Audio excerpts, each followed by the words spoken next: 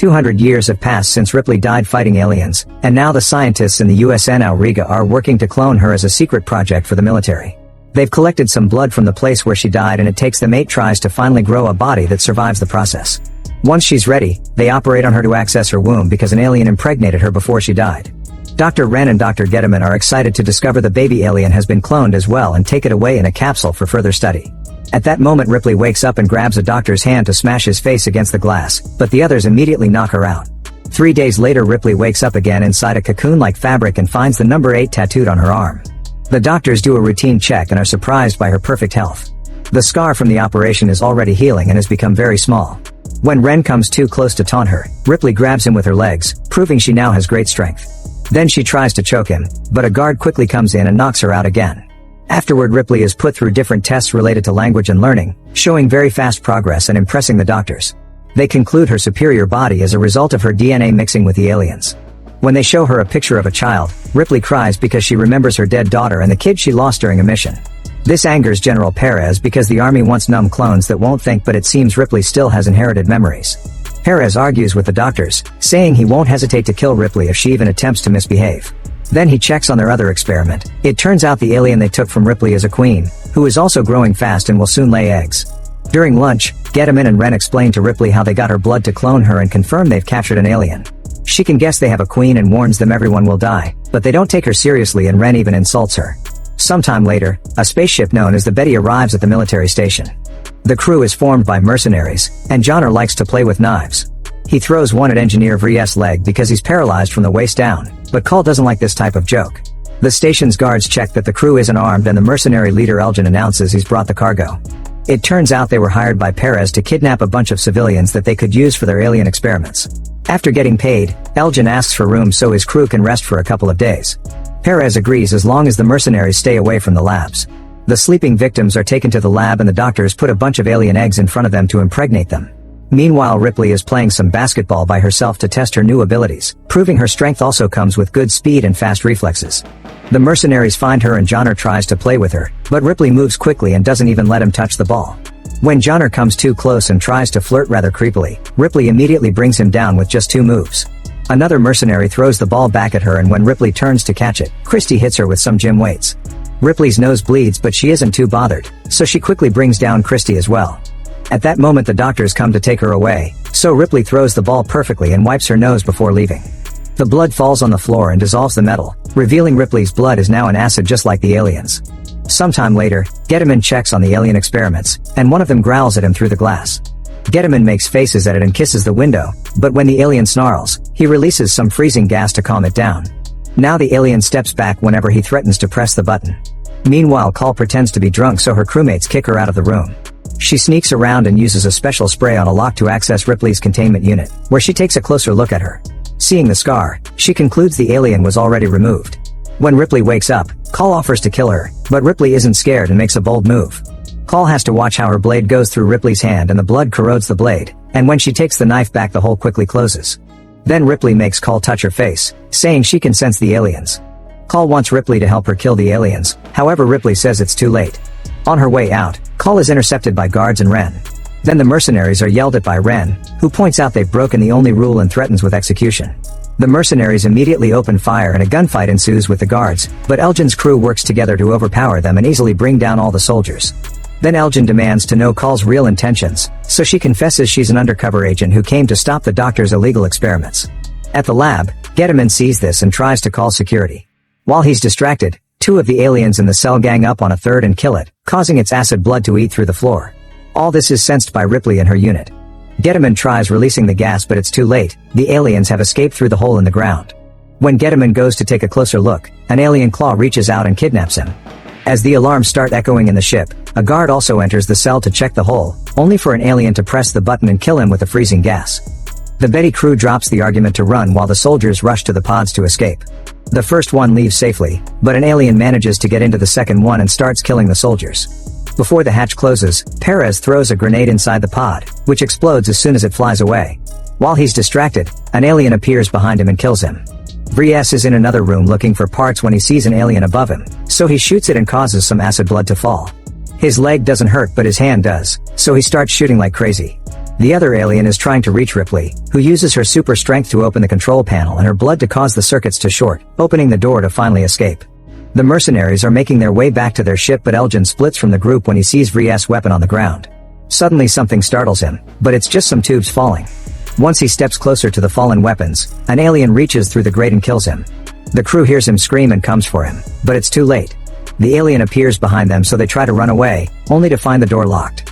When the alien takes a closer look at Elgin's body, it's suddenly shot by someone in the hole. It's Ripley, who had been hiding.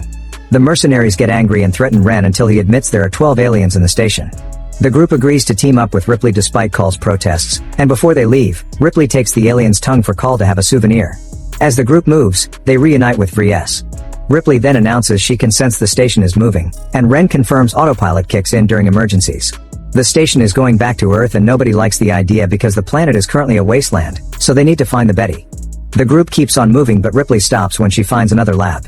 Inside, she's horrified to find the failed clones, who have become hideous creatures. Numbers 1 through 6 are dead and contained in stasis tubes, but the 7th is still living, kept alive on a table by tubes and ventilators. Number 7 asks for mercy, so Ripley uses a flamethrower to kill her and destroy the whole lab, burning down the other clones too. Call is also disgusted and punches Ren for it. In another room, the group finds the victims the mercenaries brought for the experiments. At first they think everyone is dead, but a man called Purvis suddenly starts yelling. He calms down when he sees they won't hurt him. However, when Ripley smells him, she confirms there's an alien inside him and doesn't want to bring him along. Call refuses to abandon him and says that if they get to escape fast enough, they can put Purvis in cryostasis for surgery later. The team continues to make their way to the Betty, bringing Purvis along. The next area they need to cross is the mess hall, which is now completely underwater because of the emergency sprinklers. Vries has no choice but to leave his wheelchair and get harnessed to Christie's back. Unfortunately, the next corridor is even more flooded and the group has to swim to cross it. Soon 2 aliens appear behind them and Johnner immediately shoots one down, but the other keeps going and manages to capture a mercenary, taking her away. With the alien busy with its kill, the group continues to swim only to find the area covered with a nasty membrane. Ripley breaks it with her strength and everyone resurfaces to breathe again, but there's a nasty surprise waiting. They're surrounded by alien eggs. A creature jumps out of an egg and grabs Ripley's face, so she goes underwater to struggle against it until her strength kills it. The rest of the group also goes underwater and shoots a bunch of grenades through the hole to kill all the eggs. At that moment the alien from before reappears in the water, so the group leaves through the hole and starts climbing a ladder. The door at the top won't open and Ren takes Call's gun with the excuse of shooting the lock, only to shoot her instead. Call falls in the water and furious Vries tries to shoot Ren, who moves aside and lets the shots finally open the door. He immediately leaves and closes the gate behind him. Soon the alien comes out and starts climbing the ladder as well. The guys try to shoot it and cause some of the acid blood to splash, which hurts Christie. Johnner opens fire as well and kills the alien, yet the creature is still holding onto Christie's foot while Vries holds onto the stairs. Wanting to save his friend from the extra weight, Christie releases the harness and falls to his death with the alien. The group wonders how they'll escape, only for the door to suddenly open and reveal Call on the other side. Everyone manages to get into a safe room and Ripley checks Call's wound, discovering that she's actually an android. Call confesses that she's one of a legendary second generation of androids who were so lifelike that they gained consciousness and rebelled, burning their internal wireless modems and trying to pass themselves as human. Knowing what androids can do, Ripley takes Call to a small chapel and makes her connect herself to the station's computer. Call confirms the station is heading to Earth, where the aliens could escape and infect the human race. The station has burned too much energy for Call to blow it up, so Ripley tells her to program the ship to make it crash instead. At the same time Ren is about to reach the Betty, so Call blocks the doors for him and talks through the speakers to tell the aliens where he is. The team starts moving toward the Betty again, and Johnner freaks out when he hears the station will crash soon. He tries to attack Call, but Ripley immediately grabs him by the neck and threatens to take his tongue. At that moment she hears a sound and says the Queen is in pain, only to suddenly be snatched through the floor by aliens. However, the creatures don't hurt her. Because of her changed DNA they recognize her as their own and take her to their nest. Meanwhile the rest of the group makes it to the Betty, where Purvis is suddenly shot by Ren. The doctor takes Call hostage and while they pointlessly argue, the alien finally comes alive in Purvis' chest, forcing him to move toward the Ren. Bullets don't stop him and soon Purvis reaches Ren to start beating him down. At that moment the alien finally comes out, so the mercenaries open fire and kill both Ren and Purvis at the same time. Back to Ripley, she discovers the nest is crawling with aliens and the Queen herself. A cocooned and delirious Getaman is there with the other victims and he tells Ripley that the Queen inherited her human reproductive cycle. After laying her first round of eggs, she gives birth as a human being would, developing a uterus-like pod and birthing a bizarre creature that is half human half alien. The newborn immediately kills the Queen and licks Ripley, claiming her as its real mother. When Getaman starts talking again, The newborn bites off the top of his head. Ripley uses this distraction to escape and runs to the Betty, which is about to leave. Luckily she jumps just in time and rejoins the mercenaries at the cockpit. While the Betty takes off, Call notices a door is still open so she goes to close it, only to discover that the newborn has sneaked inside. While she dodges its attacks, the ship starts shaking because it's rather unstable. A mercenary comes looking for Call and the newborn immediately kills him. Ripley is suspicious of how long Call is taking and runs to the room 2 in time to find the newborn clawing at Call's wound.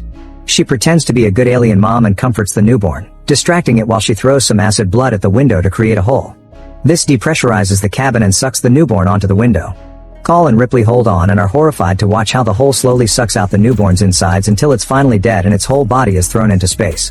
At the same time, the military station crashes on Earth and explodes, killing all the aliens inside. In the cockpit, Johnner and Vries try their best to control the ship considering they aren't pilots. There's some more shaking and lots of heat, but thankfully the ship lands safely on Earth and everyone is alive. Ripley and Call sit together to stare at the remains of a city, wondering what to do next. Make sure to subscribe and turn on notifications so you can watch more videos like this. Thanks for watching.